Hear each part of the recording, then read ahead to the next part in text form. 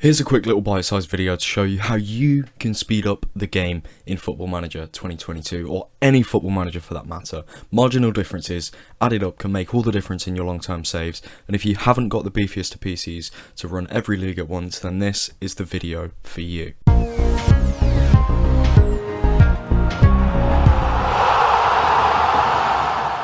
Step 1. Be strict with the leagues you're loading.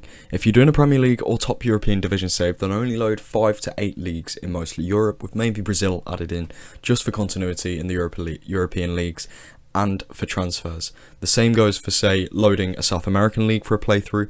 Load up leagues surrounding your country for better transfer opportunities. Always stick to around 5 to 8 leagues if your lower end PC can handle it. If your PC can't handle it, then simply lower the database size to medium or even small.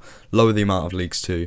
Another tip, a league is irrelevant if it's outside your transfer capabilities. Like if you loaded in, say, some random country where work permits are going to be hard, then there's no point loading that in. Even if you do want to sign random wonder kids from, say, I don't know, Serbia, there's really no point, because I know it's nice finding wonder kids from around Europe and around the world, you know, but there really is no point, because it's not going to ruin your realism too much as long as you've got some of, say, those top 5 leagues. Because what happens when you don't load the leagues in is the teams start falling behind after like 5-10 years time, because the game isn't hard coding the results in, it's not sort of working transfers out as much. And if you want to manage there later, then simply add the league at a later date. It's really not a big deal. If you're like me and absolutely love the 3D engine and can't go back to the 2D engine, I know the 2D engine has its fans, and I can understand why, because it just makes you reminisce about the old days of FM. But I love the 3D engine. I've kind of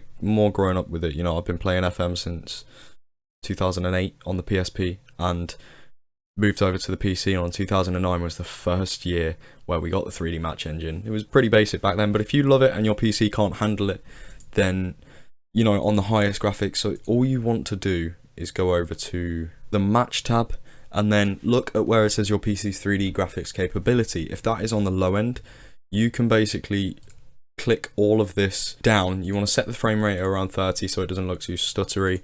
You want to set everything to very low, basically, and it will turn off shadow quality, texture quality will be on the low, anti-aliasing, everything will basically be on low. You want to set the crowd quality to probably low rather than off, and this basically means that you're gonna still see the 3D game, but it's not gonna look at the best quality, but you're still gonna basically understand what's going on.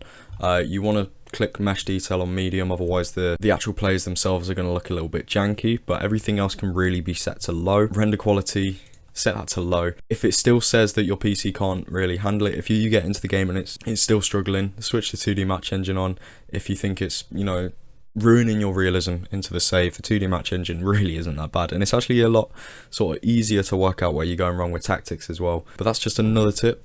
Change your 3D graphics. Step 3 is assigning tasks. You want to assign tasks depending on your preference as a Football Manager player. If you aren't bothered about all the different things a manager has to do, then you can simply give the tasks away to various different staff members at your club. If you click on the staff tab and then click on responsibilities, if you look at the overview, it's going to come up with every single task that you can think of, and it will say how many tasks you have and how many tasks the staff have. If you want to streamline your game and you can't be bothered to do certain things, and you want to give, say you want to train and manage, and that's all you want to do, and sign players, obviously, you can basically look at what tasks, say, the board have, and then you want to look at this, say, what the staff have. If you're not bothered about recruiting the director of football or the technical director, so the technical director, if you didn't know, they hire staff members, then you can click delegate. If you're not bothered about your club having a director of football or not, again, click delegate. You can go through all of these and look at the ones that you are not bothered about, say under 18s coaching staff, under 18s manager.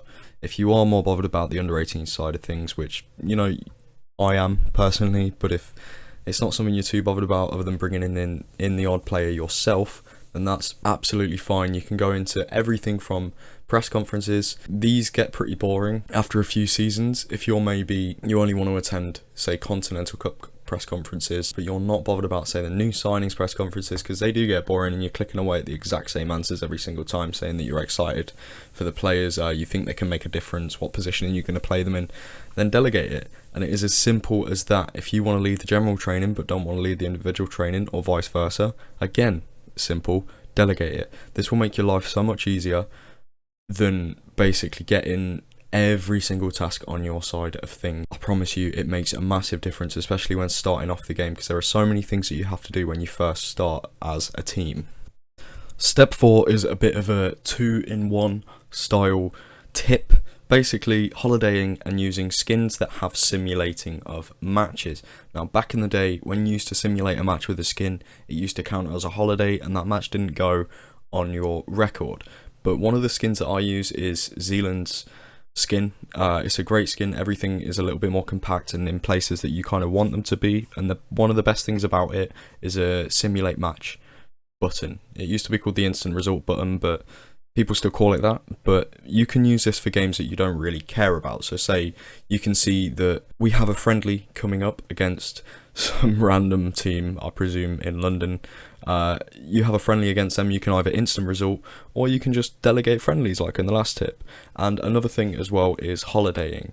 The FM community is pretty split on holidays. Some people will never ever touch the holiday button in their life other than at the very end of a season, or people like me that want to maybe get through more, especially if you're making content for the game, is holidaying through maybe international breaks or long periods between games to kind of speed the game up a little bit. So basically, the overview of them 2 steps is you can use skins with instant results.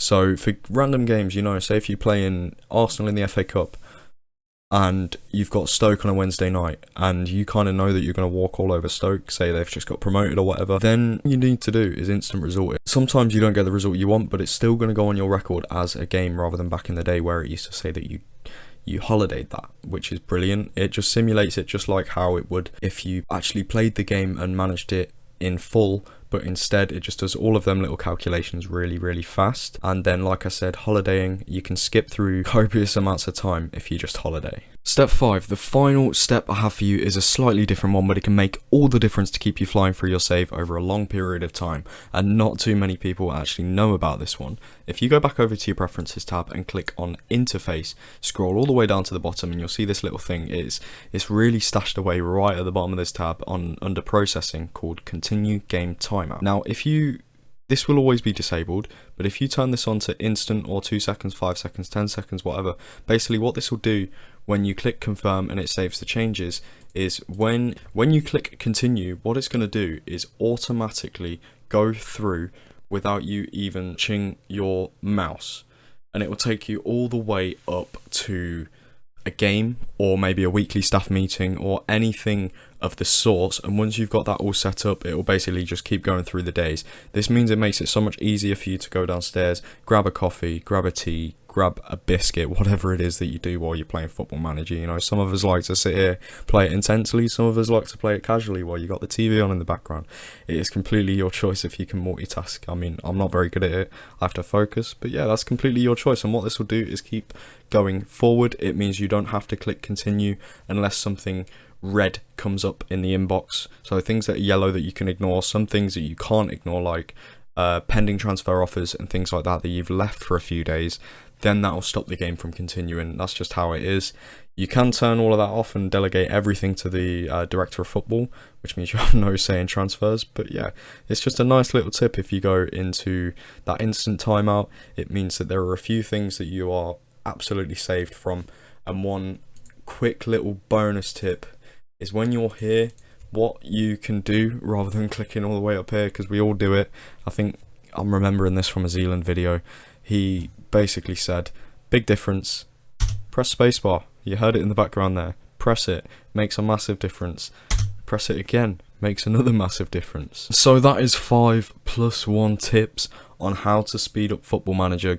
Everything ranging from the 3D match engine all the way to tiny little things stashed away in the preferences that can just speed up your game and make life a little bit easier for you. If you're interested why the Arsenal badge is different and there are 2 kits, then that is something else for you that you might want to click on after I roll out the intro. I did a little tutorial the other day on how to make a new badge for free and kits absolutely free without Photoshop. I mean, most of them say, oh, you need Photoshop, but no, you really don't. You can make a badge like I did, absolutely free. That'll be in the description below and in the end card at the end. But without further ado, I've enjoyed making this video. It's something very different for me. I've been making mostly gameplay videos, but if you've enjoyed it, then leave a like, comment down below what you enjoyed about the video, and if anything has helped you out, subscribe, click the little bell, and have a great day.